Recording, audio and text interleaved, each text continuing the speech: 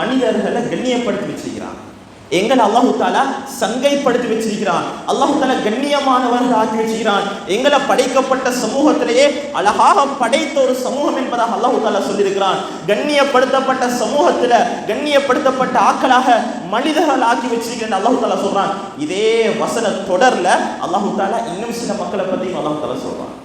அல்லாஹ் குர்ஆன்ல சொல்லும்போது வலகத் ஸரஅனா லிஜஹன்னம கஸீரம் மினல் ஜின்னி வல் இன்ஸ், நாங்க நரகத்துக்கண்டு சில மக்களை படைச்சிருக்கிறோம்.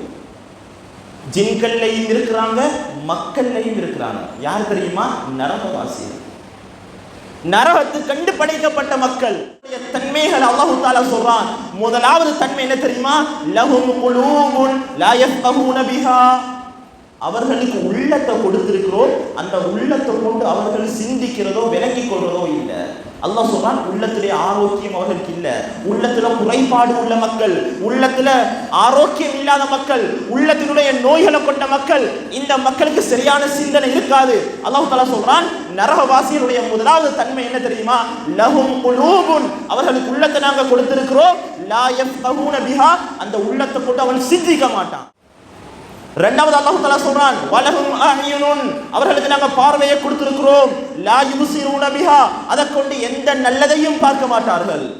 அல்லாஹ் சொன்னான், வலஹும் ஆதானுன், அவர்களுக்கு செவிகளை நாங்கள் கொடுத்திருக்கிறோம், லா யஸ்மஊன பிஹா, அதை கொண்டு எந்த நல்ல விடயங்களையும் அவர்கள் கேட்க மாட்டார்கள். அல்லாஹ் தஆலா சொல்றான், இந்த மூணு தன்மைகள் கொண்ட மக்களை நான் நரகத்துக்காக வேண்டி படைத்து வைத்திருக்கிறேன் என்பதாக அல்லாஹ் தஆலா குர்ஆன்ல விளக்குறான்.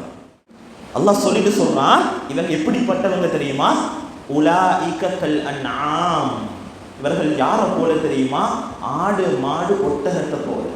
எங்களை எதோடு அல்லாஹ் தஆலா சேர்க்கிறான்னு பாருங்க. மனிதன் என்ற பேரை தந்துட்டு, அஹ்சனுல் ஹல்க், படைப்பினங்கள் அழகானவங்கட பேரை தந்துட்டு அல்லாஹ் சொல்றான், இந்த மூணு கன்செப்ட் உள்ள மக்கள் இருக்குதானே, உலாஇக கல் அன்ஆம், இவர்கள் கால்நடைகளை போல, மிருக ஜாதியை போல. இது அல்லாஹ்வுடைய வாக்குறுதி, நான் பேச இல்லை. அல்லாஹ் வசனத்தை முடிக்கக்குள்ள எப்படி முடிக்கிறான் தெரியுமா? இன்னொரு படி மேல சொல்றான். என்ன சொல்றான்? இவர்களை கொண்டு போயிட்டு மிருகத்தோடையும் சேர்க்க இயலாது. ஏன் தெரியுமா? அதுவும் நல்லா தான் நடக்குது.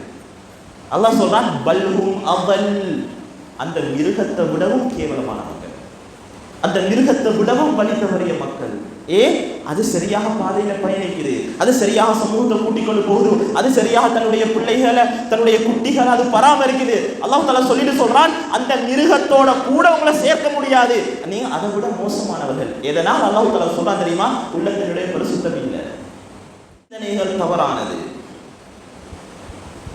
இஸ்லாத்தை விட்டு ரொம்ப தூரத்தில் இருக்கிறோம் நாங்கள். இன்னும் சில மக்களை பத்தி அல்லாஹ் தஆலா சொல்லக்கூடியதுல, ختمல்லாஹு அலா குலூபிஹிம் வ அலா ஸம்இஹிம் வ அலா அப்சாரிஹிம் கிஷாவா வ லஹும் அஸாபுன் அதீம். இன்னும் சில மக்களுடைய உள்ளத்தை அல்லாஹ் தஆலா சீல் அடிச்சு வச்சிருக்கிறான், முத்திரையிட்டு வச்சிருக்கிறான். எவ்வளவு நல்லது சொன்னாலும் நேர்றது இல்ல, எவ்வளவு சொன்னாலும் அந்த கல்வி விலகுறது இல்லை, எவ்வளவு சொன்னாலும் கேட்டு போட்டு மாற்றம் செய்யக்கூடிய உள்ளம். அல்லாஹ் தஆலா சொல்றான், இவர்களுடைய உள்ளத்தில் ஒரு விதமான கசடு இருக்குது, ஒரு விதமான இறுக்கமாக இருக்குது, இவர்களுக்கு மிகப்பெரிய தண்டனை இருக்குது என்பதாக அல்லாஹ் தஆலா சொல்றான். மேலான பெரியோர்களே, சகோதரர்களே, குத்பாவுடைய சுருக்கம் என்ன தெரியுமா? பிசிக்கல் பாடி, எங்களோட உடலுக்கு நாங்கள் எவ்வளவு ஆரோக்கியத்துக்காக வேண்டி மேம்பாட்டுக்காக நாங்கள் முயற்சி செய்யறோமோ, இதே மாதிரி கல்வுடைய பரிசுத்தத்துக்காக வேண்டி முயற்சி செய்யறோம்.